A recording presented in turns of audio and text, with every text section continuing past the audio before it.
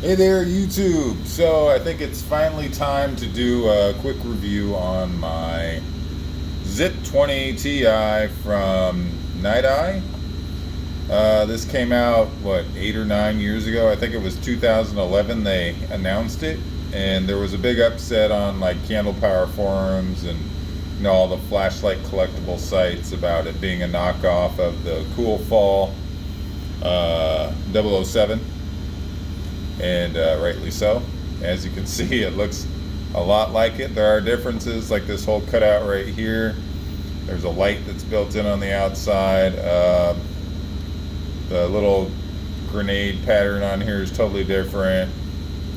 Different shape to the, pretty much everything as far as the little details is different. The base is much, protrudes a lot more than, the Cool Fall. There's a lot of differences, but the general shape, the template for it, and the light engine inside is totally different. It's a shame that they did it like this and didn't give the money to Cool Fall. Hey, let us rent out your design for a quick batch of a nice light that's nothing really like yours except for the general shape. And it also, the Cool Fall has like a clicky here, and this is just like a smooth magnetic. There's no clicks at all. It's totally silent, which I kind of like. Anyhow, see, there goes the light there.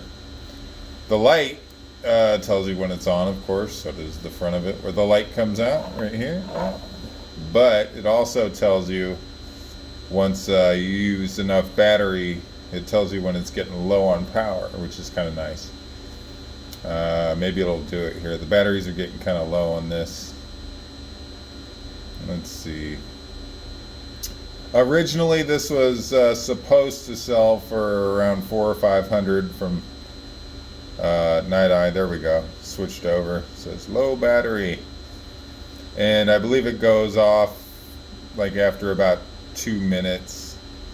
It'll say it's dead once it starts blinking like that. And it takes a long while because this is 300 lumens and you got 2 batteries up in here. But if you turn it down, it'll go back to green. I love that green. I don't know what it is. It's like a stoplight, That kind of green, it just pops. I love it. Anyhow, it came super shiny. Let's turn it off. Came super shiny, and it had like a Mandalorian helmet, the vent on the back of his helmet kind of pattern, like laser engraved in there, just barely, very light.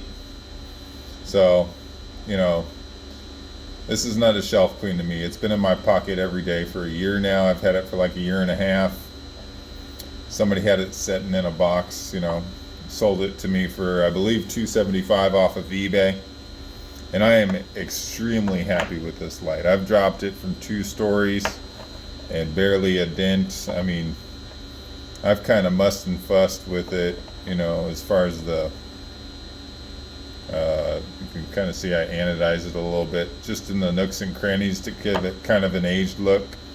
And I sanded off that laser engraving. Looked great in a photo, but in real life I was not a fan. So, let's see here. The little lanyard hole there, you could probably put something up in there, but I've never used it. Looks super thin too. Anyhow, let's pop it open. If I can get it. Now that I have not been able to find, this is probably the original seal for it. I haven't been able to find one that works yet, but I haven't really put any effort into it. Take out the Surefires. The fit and finish compared to a Cool Fall, of course, is not as great.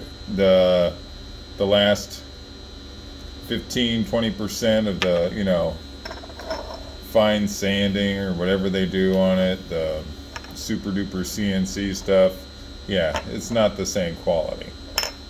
However, it is milled from one big chunk of titanium. You can kind of see the light. I wish I had another. Oh, I do have another flashlight. I got my work light, but it's probably too bright. You can kind of see the light engine down there.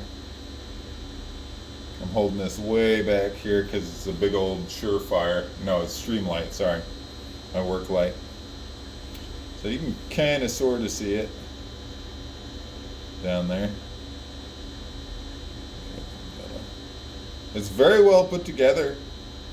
You know, I have absolutely no complaints about this light. It's never failed me. I've never had any screw ups. It's very basic. And that's kind of like what I like about it, you know. I'm not looking for super fancy, and I really love the Cool Falls design.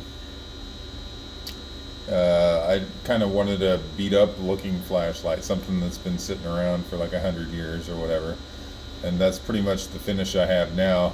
I always had keys inside of my pockets, you know, my work keys and my house keys, and I'd purposely put the flashlight up in there.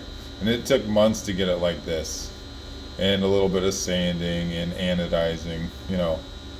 So I'm very happy with how it turned out. Let's turn this off here.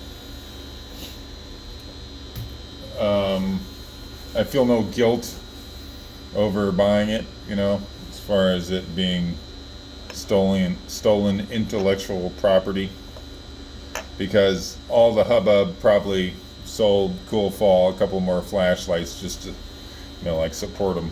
And this is nowhere. It's Niteye quality flashlight compared to a custom guy that's put his heart and soul into it. They're not really in the same ballpark. Let's see if I can get the batteries up in here again. So I don't think it cost them too much long term. There is kind of a wibble wobble at the base here. I don't know how they could really avoid it, because, and I've never handled like a Cool Fall. Maybe they found a way, but I'll just try and get it on camera. Getting that back up in there could be a pain in the butt sometimes. Yeah, this really degrading. It's still waterproof though. There. Totally closed. Comes out flush when it's totally closed.